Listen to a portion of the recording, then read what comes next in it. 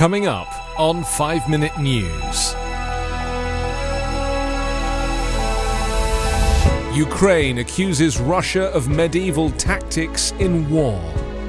Republican redistricting in North Carolina and Pennsylvania blocked. And data shows Amazon rainforest is losing stability. It's Tuesday, March 8. I'm Anthony Davis.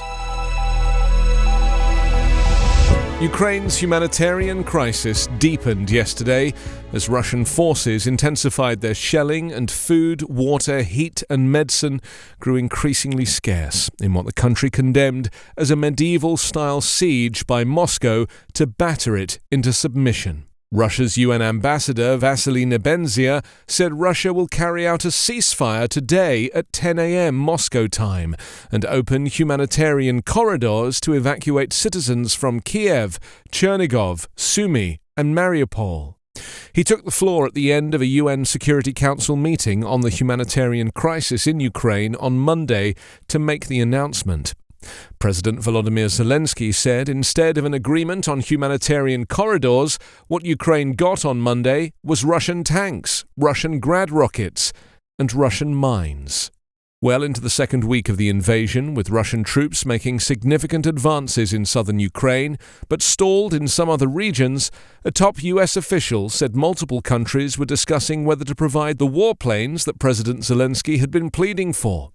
Russian President Vladimir Putin's forces continued to pummel cities with rockets, and fierce fighting raged in places. In the face of the bombardments, Zelensky said Ukrainian forces were showing unprecedented courage. In one of the most desperate cities, the encircled southern port of Mariupol, police moved through the city advising people to remain in shelters until they heard official messages broadcast over loudspeakers to evacuate. The lack of phone service left anxious citizens approaching strangers to ask if they knew relatives living in other parts of the city and whether they were safe. At The Hague, Ukraine pleaded with the International Court of Justice to order a halt to Russia's invasion, saying Moscow is committing widespread war crimes. In a victory for the Democratic Party, the Supreme Court has turned away efforts from Republicans in North Carolina and Pennsylvania to block state court-ordered congressional districting plans. In separate orders late Monday, the justices are allowing maps selected by each state Supreme Court to be in effect for the 2022 elections. Those maps are more favorable to Democrats than the ones drawn by the state's legislatures. In North Carolina, the map most likely will give Democrats an additional House seat in 2023. The Pennsylvania map also probably will lead to the election of more Democrats, the Republicans say, as the two parties battle for control of the U.S. House of Representatives in the midterm elections in November. The justices provided no explanation for their actions, as is common in emergency applications on what is known as the shadow docket. While the High Court did not stop the state court-ordered plans from being used in this year's elections, 4 conservative judges indicated they want it to confront the issue that it could dramatically limit the power of state courts over federal elections in the future. The Republicans argued that state courts lack the authority to second-guess legislatures' decisions about the conduct of elections for Congress and the presidency. The state courts were involved because of partisan wrangling and lawsuits over congressional redistricting in both states, where the legislatures are controlled by Republicans, the governors are Democrats, and the state Supreme Courts have Democratic majorities. In Pennsylvania, Democratic Governor Tom Wolf vetoed the plan the Republican-controlled legislature approved, saying it was the result of a partisan political process. The Amazon rainforest is approaching a tipping point, data shows, after which it would be lost, with profound implications for the global climate and biodiversity. Computer models have previously indicated a mass dieback of the Amazon is possible, but the new analysis is based on real-world satellite observations over the past 3 decades.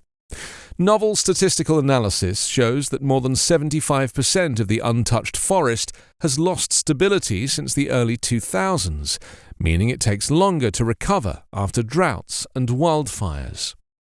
The greatest loss of stability is in areas closer to farms, roads and urban areas, and in regions that are becoming drier, suggesting that forest destruction and global heating are the cause.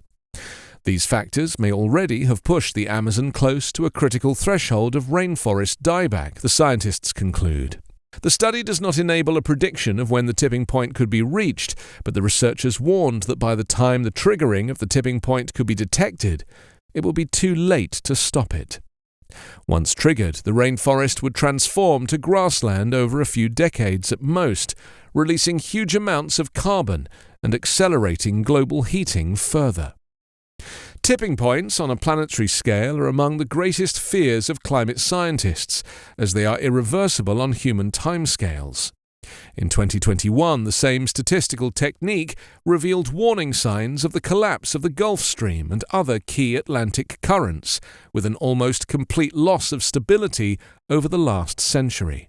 A shutdown of these currents would have catastrophic consequences around the world, disrupting monsoon rains and endangering Antarctic ice sheets. You can subscribe to 5-Minute News on YouTube with your preferred podcast app. Ask your smart speaker or enable 5-Minute News as your Amazon Alexa flash briefing skill.